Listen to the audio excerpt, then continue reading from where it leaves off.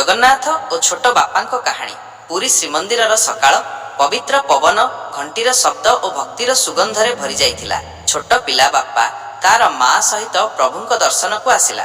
ପ୍ରଭୁ ଜଗନ୍ନାଥ, ବଳଭଦ୍ର ଓ ସୁଭଦ୍ରାଙ୍କ ଦିବ୍ୟ ଦର୍ଶନ ଦେଖି ବାପା ଆଶ୍ଚର୍ଯ୍ୟ ଓ ଆନନ୍ଦରେ ଭରି ଯାଇଥିଲା। ବାପା ନିର୍ମଳ ହସରେ ପଚାରିଲା, ପ୍ରଭୁ, ଆପଣ ମୋ ସହିତ ଖେଳିବେ କି? ହଠାତ୍ ପ୍ରଭୁଙ୍କ ମୂର୍ତ୍ତିରୁ ଦେବୀୟ ଆଲୋକ ଚମକି ଉଠିଲା ଏବଂ ସେହି ଆଲୋକ ଭିତରୁ ପ୍ରଭୁ ଜଗନ୍ନାଥ ଏକ ଛୋଟ କାର୍ଟୁନ ମିତ୍ର ରୂପରେ ବାହାରି ଆସିଲେ। ବାପା ଓ ପ୍ରଭୁ ମନ୍ଦିରର ଅଙ୍ଗନାରେ ଖୁସିରେ ଖେଳିବାକୁ ଲାଗିଗଲେ। ଦୁହେଁ ଏକସଙ୍ଗେ ମହାପ୍ରସାଦ ଭୋଗ କଲେ, ଯାହାର ସ୍ୱାଦ ସତରେ ଅପରୂପ।